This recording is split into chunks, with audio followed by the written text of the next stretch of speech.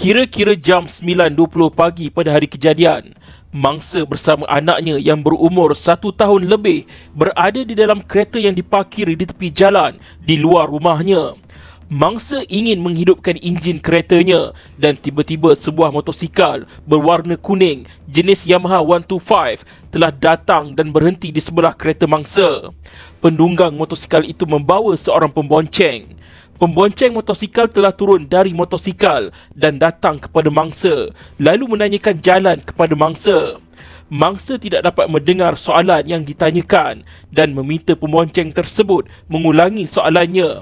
Pembonceng kemudiannya telah memarahi mangsa serta menendang pintu sebelah mangsa, di mana kedudukan mangsa pada ketika itu adalah di sebelah pemandu. Apa yang terjadi sebenarnya? Setelah pintu kereta ditendang oleh pembonceng tersebut, mangsa telah membuka pintu kereta dan turun daripada kereta.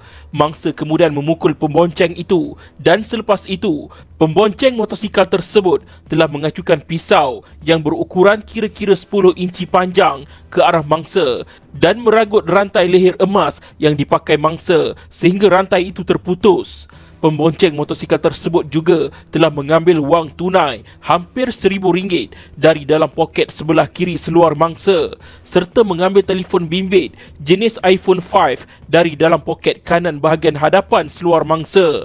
Selepas itu, pembonceng tersebut telah lari ke arah motosikal dan penunggang motosikal iaitu suspek terus membawa motosikal dan melarikan diri bersama hasil rompakan.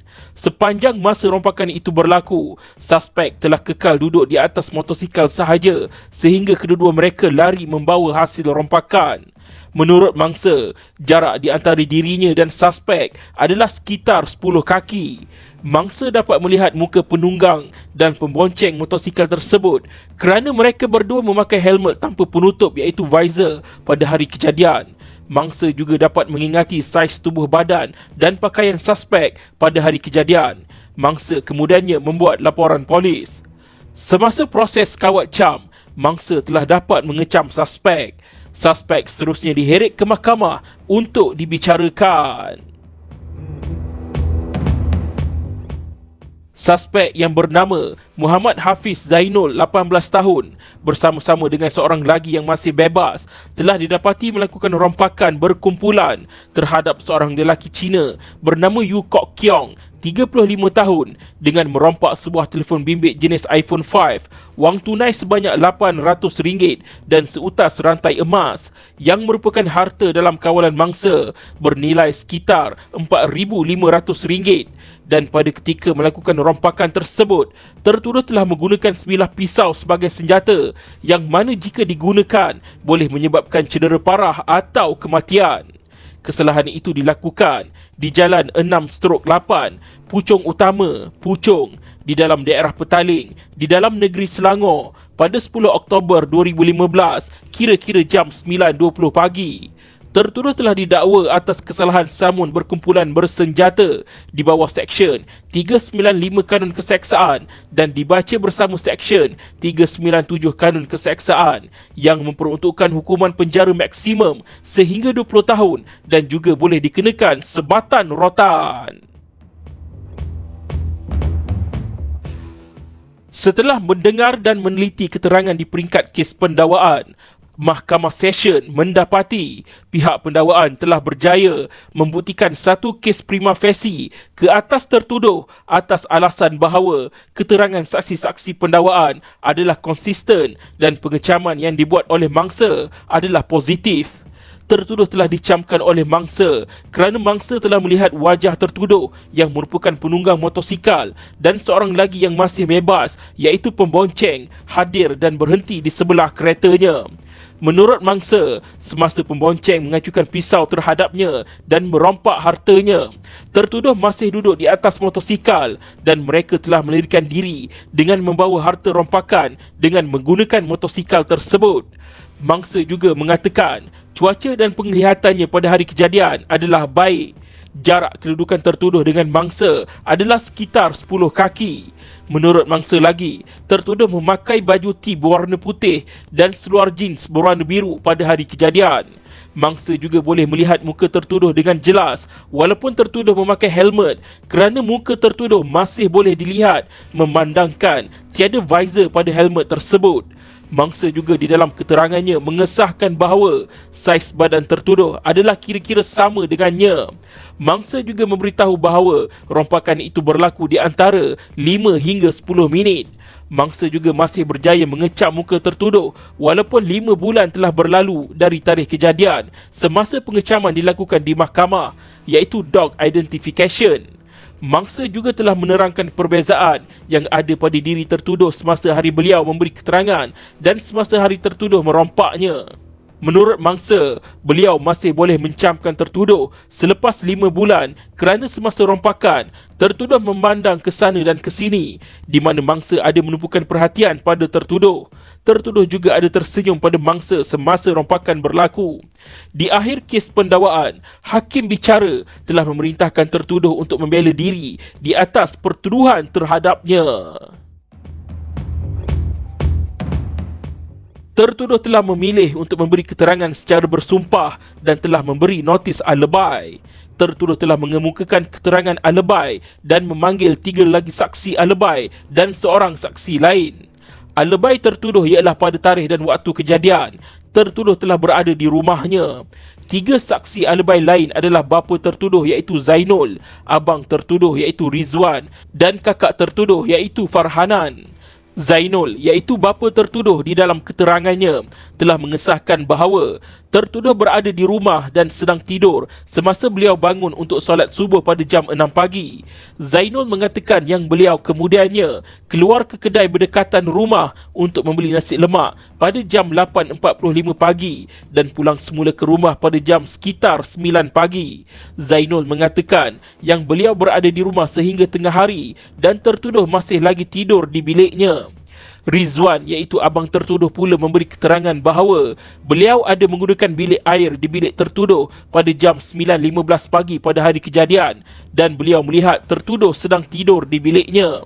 Manakala Farhanan, iaitu kakak tertuduh, di dalam keterangannya mengesahkan alibi tertuduh bahawa tertuduh berada di rumah pada hari kejadian kerana beliau telah melihat tertuduh kali pertama pada pagi kejadian, iaitu pada jam 9 pagi dan seterusnya telah melihat tertuduh lagi pada jam 10 lebih pagi. Di akhir kes pembelaan, Mahkamah Session telah menilai keterangan alibi tertuduh bersama keterangan mangsa bahawa salah seorang daripada 2 orang yang merompak mangsa ialah tertuduh. Keterangan mangsa adalah amat meyakinkan dan kukuh untuk menunjukkan bahawa tertuduh telah berada di tempat kejadian pada tarikh dan waktu material dan melakukan rompakan bersenjata terhadap mangsa.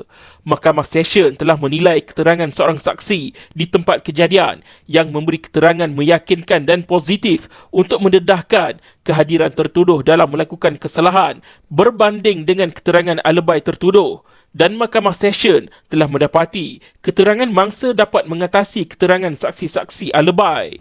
Hakim bicara telah memberikan alasan-alasannya mengenai dapatan fakta yang diputuskannya itu. Keterangan Rizwan, iaitu abang tertuduh, hanya memberitahu pada jam 9.15 pagi adiknya, iaitu tertuduh, tidur di atas katil apabila beliau masuk ke bilik tertuduh untuk membuang air kecil dan selepas itu Rizwan masuk ke biliknya semula untuk sambung tidur.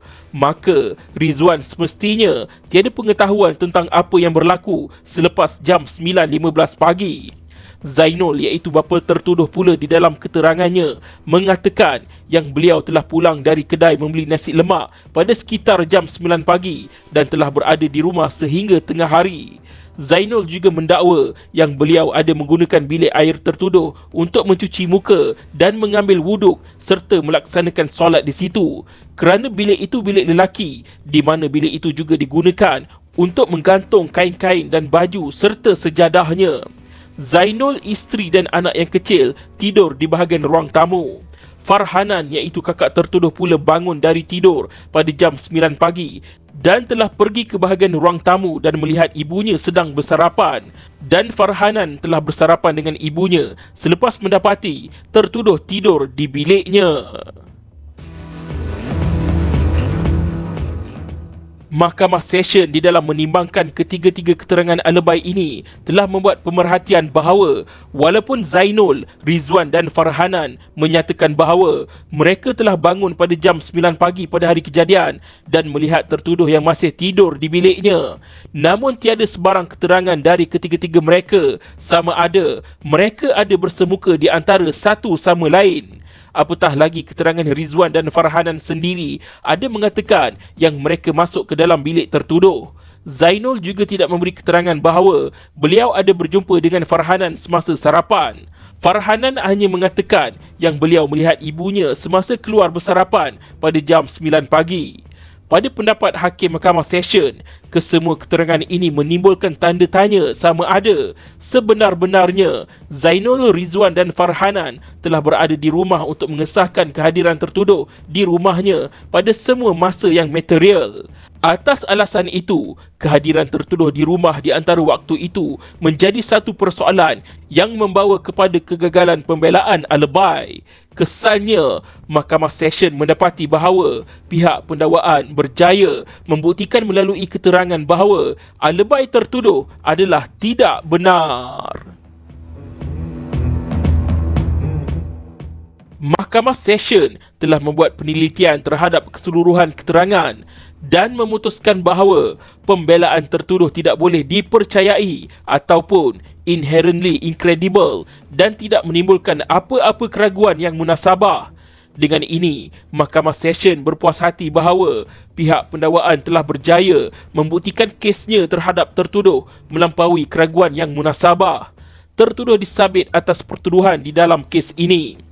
Selepas mendengar rayuan peringanan atas aspek hukuman oleh peguam bela tertuduh seperti latar belakang dan tertuduh adalah pesalah muda serta mengambil kira hujahan timbalan pendakwa raya yang menekankan keseriusan kesalahan rompakan berkumpulan bersenjata dan faktor kepentingan awam, Hakim Mahkamah Session menjatuhkan hukuman penjara selama 9 tahun mulai tarikh sabitan serta 3 kali sebatan rotan yang pada pandangannya adalah wajar. Tertuduh tidak berpuas hati dengan keputusan yang dibuat oleh Mahkamah Session.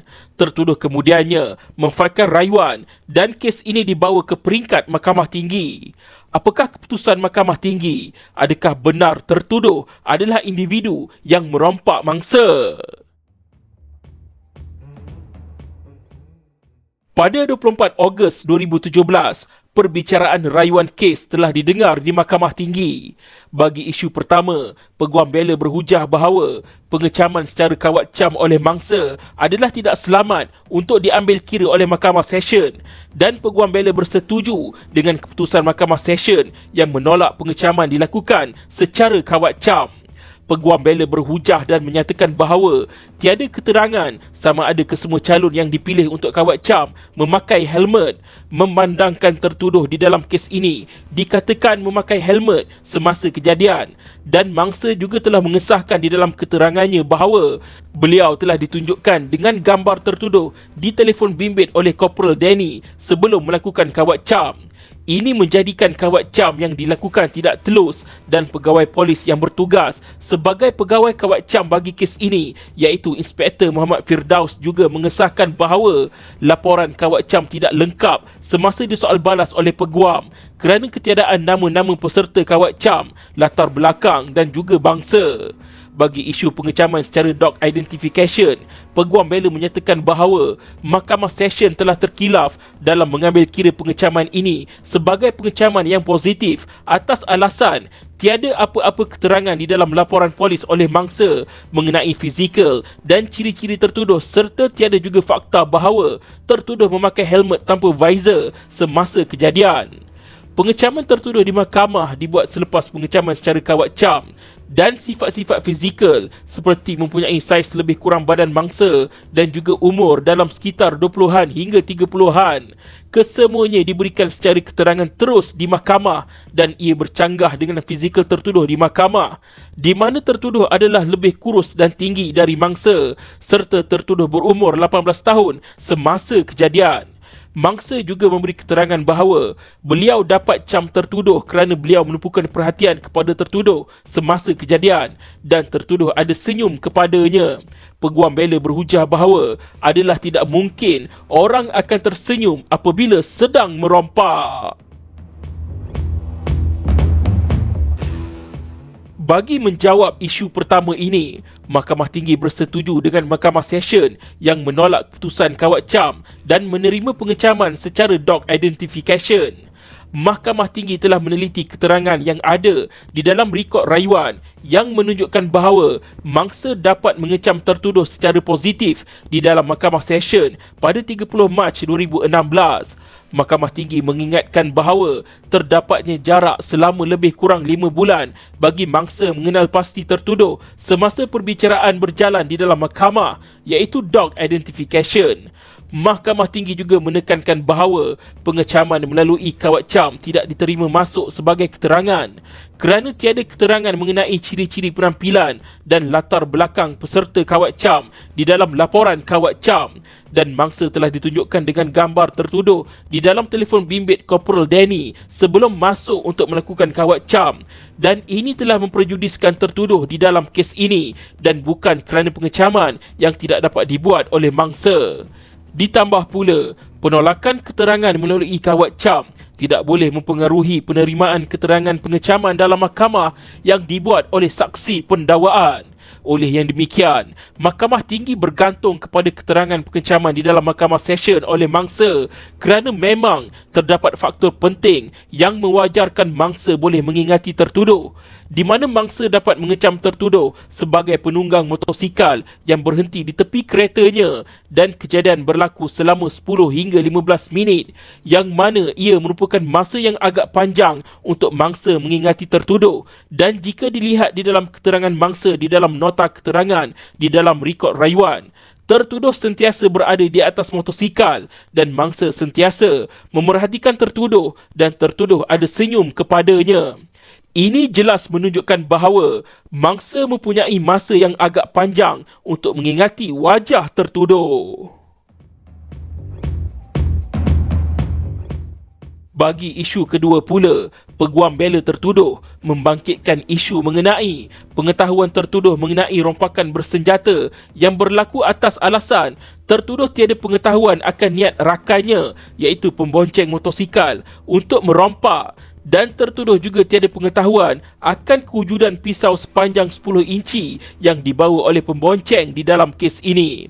Peguam bela juga membangkitkan mengenai ketiadaan senjata pisau 10 inci yang dikatakan digunakan untuk merompak ditunjukkan di mahkamah, dan juga tiada barang yang dilaporkan dirompak dijumpai pada tertuduh. Untuk isu ketiadaan pisau sepanjang 10 inci yang dikatakan menjadi senjata rompakan, Mahkamah Tinggi berpendapat bahawa isu ini tidak menjejaskan kes pendakwaan kerana pengecaman secara positif oleh mangsa di mahkamah, iaitu dog identification, bahawa tertuduh bersama-sama melakukan rompakan bersenjata di tempat kejadian. Walaupun pembonceng yang mengeluarkan senjata dan merompak mangsa, tetapi perbuatan tertuduh yang tidak menghalang pembonceng dan hanya duduk di atas motosikal menjurus kepada tertuduh tahu akan kejadian ini dan tidak berbuat apa-apa bagi menghalang kejadian ini. Ini menimbulkan inferen yang tertuduh tahu akan kejadian rompakan ini dan bekerjasama bersama pembonceng bagi merompak mangsa. Tambahan pula, tertuduh telah membawa pembonceng lari dengan motosikal selepas rompakan itu. Keterangan daripada mangsa adalah memadai dalam kes ini untuk membuktikan penglibatan dan identiti tertuduh.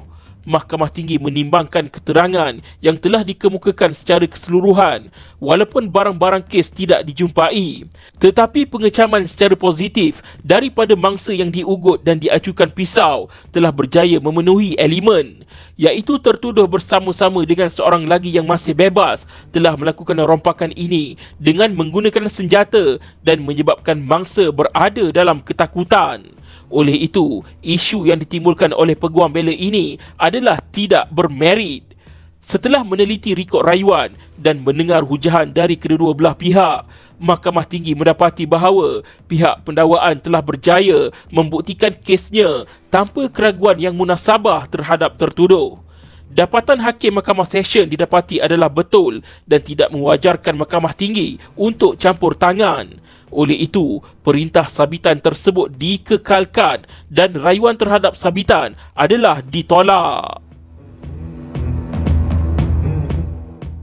Peguam bela tertuduh juga telah memfailkan rayuan bagi hukuman yang dikenakan terhadap tertuduh dan pihak pendakwaan juga telah mengemukakan rayuan terhadap perintah hukuman yang dijatuhkan oleh Mahkamah Session ke atas tertuduh. Dalam konteks ini, peguam bela menghujahkan agar Mahkamah Tinggi dapat mengambil kira faktor bahawa tertuduh adalah pesalah muda dan jika dilihat dari laporan akhlak yang dikemukakan, tertuduh bukanlah seorang penganggur yang hanya duduk di rumah tetapi pernah bekerja sebagai pembantu penyelia tapak dengan gaji sebanyak RM1,600 selama 8 bulan dan juga sebelum itu, tertuduh turut bekerja sambilan mengambil upah mengecat rumah, tukang kimpal besi dan pembuat air yang mana peguam bela menghujahkan bahawa tertuduh adalah seorang yang rajin dan juga membantu keluarganya. Selain itu, tiada laporan perubatan bagi kecederaan yang dikatakan dialami oleh mangsa dan anaknya dikemukakan semasa perbicaraan di Mahkamah Session, sekaligus menimbulkan keraguan sama ada mangsa dan anaknya benar-benar mengalami kecederaan semasa kejadian rompakan itu berlaku.